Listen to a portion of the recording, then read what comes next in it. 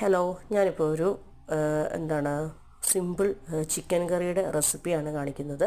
പാനിലേക്ക് coconut oil ഒഴിക്കുക.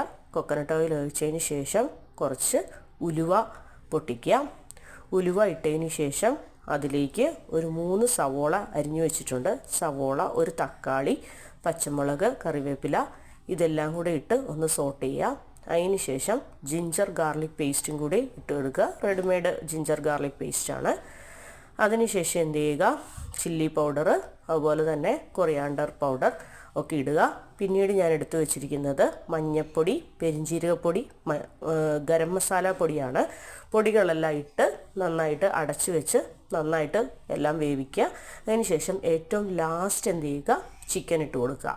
അപ്പോൾ ചിക്കൻ ഇട്ടതിന് ശേഷം വളരെ കുറച്ച് ഒരു ഗ്ലാസ് വെള്ളം ഒഴിച്ചതിന് ശേഷം നന്നായിട്ട് ചിക്കൻ വേവിക്കുക. Thank you for watching.